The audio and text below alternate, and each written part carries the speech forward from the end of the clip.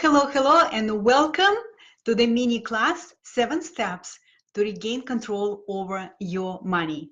I'm Millen Livis, your financial empowerment mentor.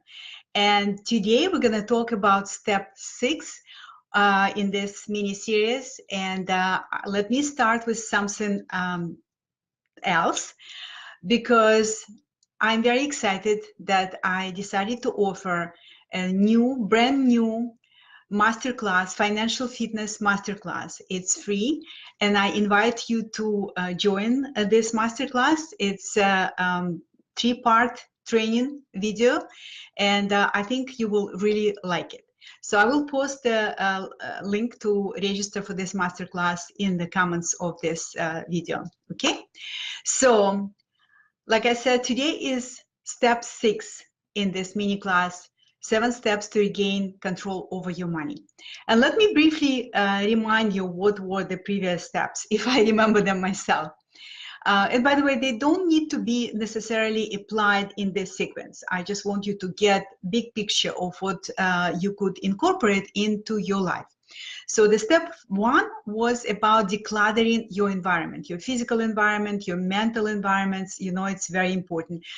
Again, if you haven't seen any of these videos, you can find them here on my page and also on my YouTube channel, Millen Livis channel Wealth. So that was step 1. Step 2 was about having a purpose for your money and knowing your values and aligning your choices and your financial decisions with your values. So that was step 2. Step 3 was about paying off your debt, how you can pay off your debt, why it's important to save at the same time as you pay off the debt, etc. Step 4 was about tracking your money. Step 4 was about tracking your money, because if you want to improve your financial reality, if you want to find the money leaks, you definitely have to find a way to track your money, because if you don't know where money goes, how can you improve it, right? Step 5 was about paying yourself first. So obviously it's not always easy, because we instinctively want to start with paying the bills and doing what we need to do with the money, and we often forget that paying yourself first in the form of savings is a very, very wise way to grow your wealth, because your savings are seeds for your wealth. And that brings us to step number 6. And step number 6 is shop smart. Become an intentional, become savvy shopper.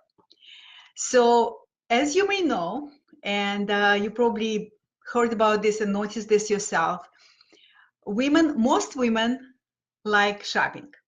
We often consider shopping as a form of entertainment. I know that I used to be that woman, and I used to be shopaholic, because I was covering certain needs that were not fulfilled.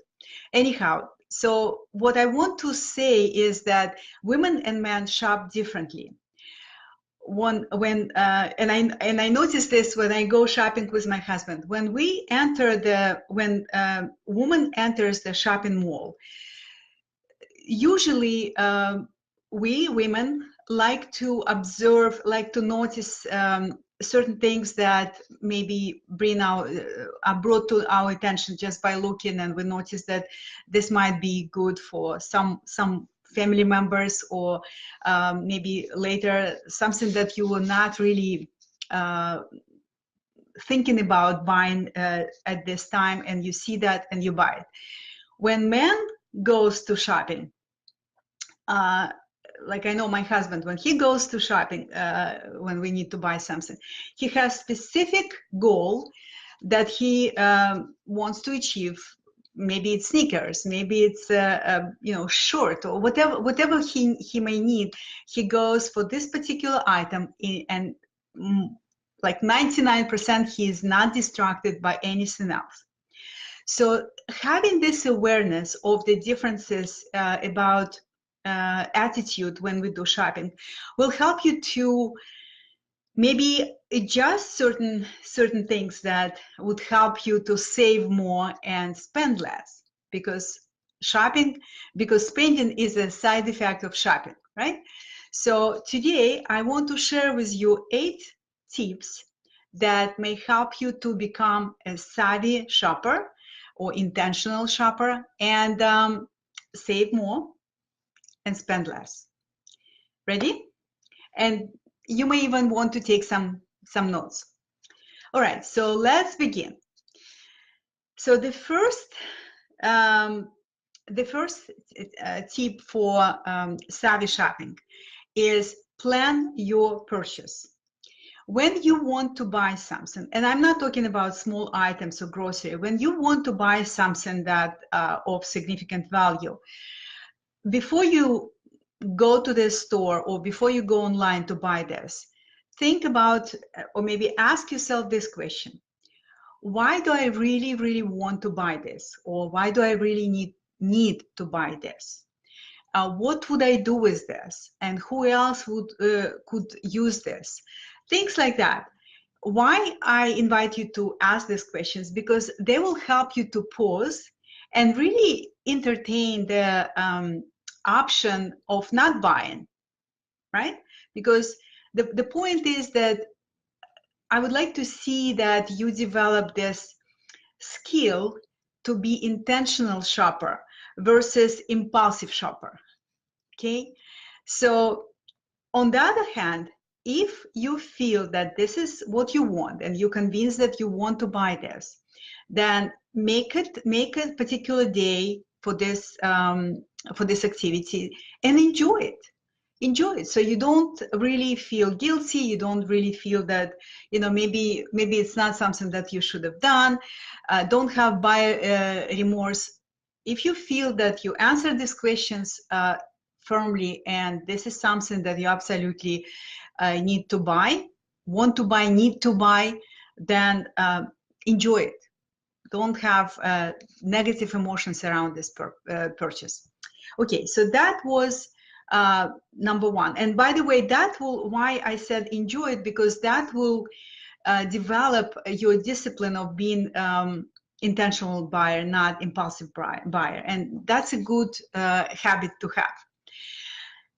Tip number two is have a budget for your purchase. So before you go to buy something of significant amount, come up with a range of amount that you want to spend on this. Okay, so or maximum you're willing to spend. So when you get to the store and you look at the label and the price on the price ticket, you will know that, you know, this probably is way above my targeted price. So again, the goal is to develop the habit to be intentional buyer. Okay, and so what I wanted to say here, I don't want to forget anything, so I'm looking sometimes at my notes to make sure. Does it require financial discipline? Yes. Is it a good habit, or is it a good trait to have? Yes. So here you go. Have an idea how much you want to spend on the purchase. It could be maybe a car or a TV or a phone, whatever significant amount that you plan to spend. Make sure that you have the range of the price that you want to consider. Okay, so next tip is whatever you buy, pay in full, either cash or with a debit card. If you use credit card, fine, but make sure that you pay the full balance. Okay, so you will not pay interest on your balances that you roll over or you carry over from one month to another. Why? Because when you pay cash, you're limited with the amount that you have in your wallet.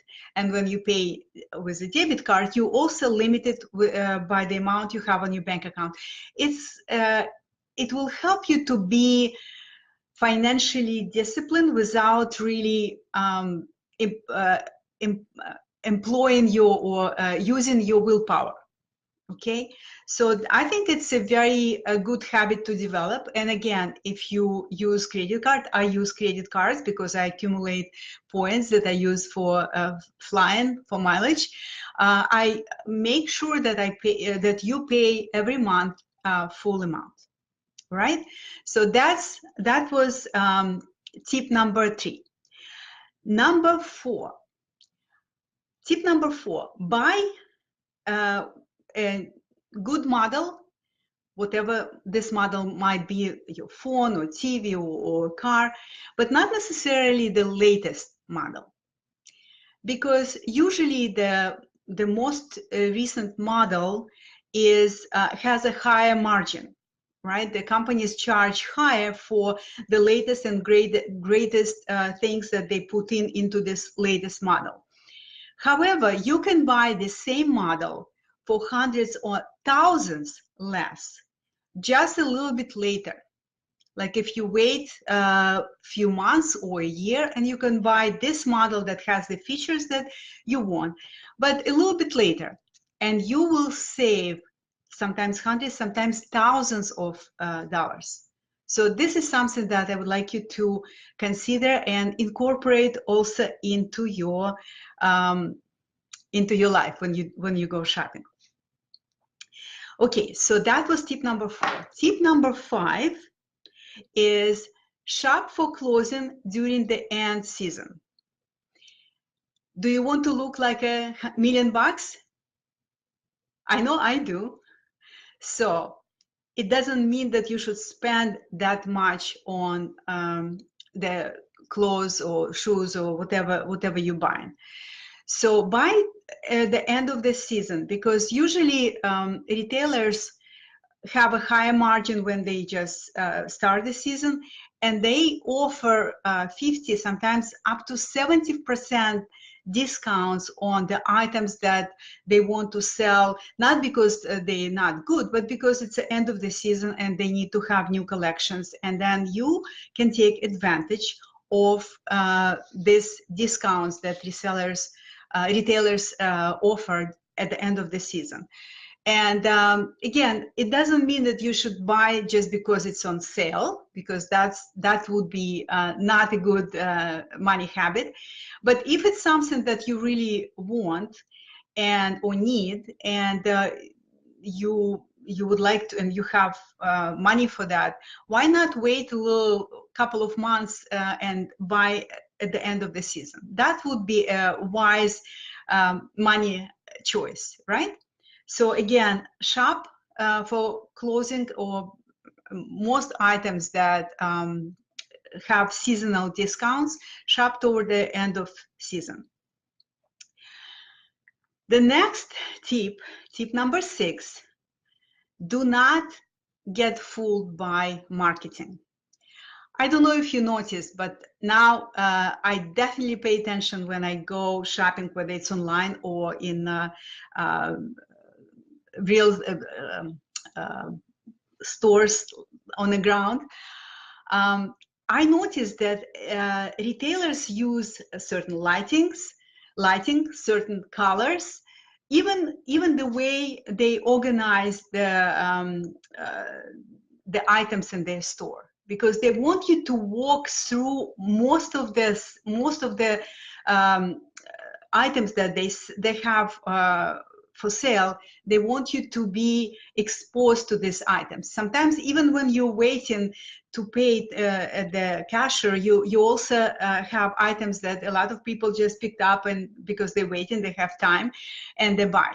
So pay attention to this, because this would be considered impulsive shopping. So make sure that you know what you buy, what you want to buy. And like I'm very clear that women sometimes notice things that they would want to buy that they didn't plan. But be aware of this habit. Be aware of this maybe not the best money habit, right? Because you see something and it looks like your favorite colors, and you just buy, not because you really need it, but because you're waiting in line and you have time and you just decide why not, right? Or maybe some cookies that you don't need and shouldn't eat, things like that. So be aware of the marketing gimmicks, right, that retailers use, and don't be fooled by them. And also here I want to mention that remember that all sales people in retail stores, they are trained to sell. So even if you sometimes if you ask a question about the car, for example, or a TV, they train to sell. So they will help you, but at the same time, obviously, they want to earn commission. They want to sell it. So if it's if the item is something that you like and you want to buy and you need it, great. But if not, don't fall into this sales pitch trap. And yeah, I think that's what I wanted to mention here. Yeah. Okay. Online store. So you probably noticed that even when you shop online, they have always additional suggestions, like, people who bought this also bought that. And many people start looking at those additional items and buy things just because they were displayed on a screen. So again, be aware of what you're looking for, what is your price range, and how much you're willing to spend on particular shopping spree. Okay, so you will not go overboard just because additional items are displayed on a screen saying that people who bought what you buy and bought something else. Okay, so that was tip number 6. Tip number 7, negotiate. Negotiate. Very few people realize that they actually can negotiate when they buy something. So, and obviously it should be something that of significant value, not if it's 10, 20, even $50. But if it's something of significant value, and obviously you shopped around and you found the best price for the item that you want to buy, it doesn't mean that you cannot ask something like, is it your best price? Is there anything that you could do for me if I buy this? Because sometimes if you spend thousands of dollars, it's a very valid question to ask. And what is the worst thing that may happen? So they will say no. Or they may say, you know what, we cannot give you better price, but we will maybe try to offer you additional services, right? So it's not always that you can negotiate the price. You can negotiate services, or they may offer you additional maybe item that like I'm thinking about car that maybe you need for your car, and they could offer discount on this additional item that you need. So then it would make sense. So don't be shy when it comes to negotiation, because it's a skill, it's a muscle that you can develop if you practice. And you know what is the worst case scenario? They will say no, and then you will decide if you want to still buy this or not. Okay, that was tip number 7. And the tip number 8 is be mindful of your timing when you travel. Prices on hotels, vacation rentals, on airfare vary based on the day of the week and the time of the year, because retailers of these services, of hotel services, of airfare, etc., they know that most people want to travel, want to leave for vacation on Friday and come back on Sunday. So tickets are higher on Friday and Sunday. And if you're flexible, you can choose other days. You can choose maybe Tuesday, Wednesday, Thursday, Saturday. These are the days when tickets are usually less expensive. And also tickets tend to be less expensive when you buy them in advance. So if you could plan your travel, it's a good idea to plan them to buy your tickets in advance. And also, obviously, when you have spring breaks, school or college breaks, whether it's spring breaks or summer, certain months, certain time of the year, people prefer to take time off, and during this time prices are high. So if you have flexibility in terms of your time when you want to travel, that would make sense to choose those off-season time window when you can take advantage of lower cost for airfare, for hotels, and for vacation rentals. Okay, so the bottom line here is that from home goods, from food to cars and houses, you can be a savvy shopper. And that's what I invite you to practice. And by the way, if you have additional tips how to be a savvy shopper, I would love to see you sharing them in the comments in this video, because I would love to see what else I could offer to my clients. And one more time, if you're interested in taking advantage of this free once a year offered masterclass, financial fitness masterclass. It's a three parts video training. If you're interested in taking advantage of this training, where you could get a lot of tips and the golden nuggets, how you can improve your financial fitness, how you can upgrade your financial fitness and your financial reality, I invite you to join me and other people who already sign up for this masterclass. It starts in a couple of days, so I will post the link to register for this masterclass below this training. All right, so look forward to hearing from you. Very excited to see your comments about additional tips for becoming a savvy shopper. And guess what? Next week, we're going to have our last step number 7. But for now, thank you very much for your time. I know you're very busy, so thank you for watching this mini class training, step number 6. And with this being said, to your health, wealth, and freedom. See you soon.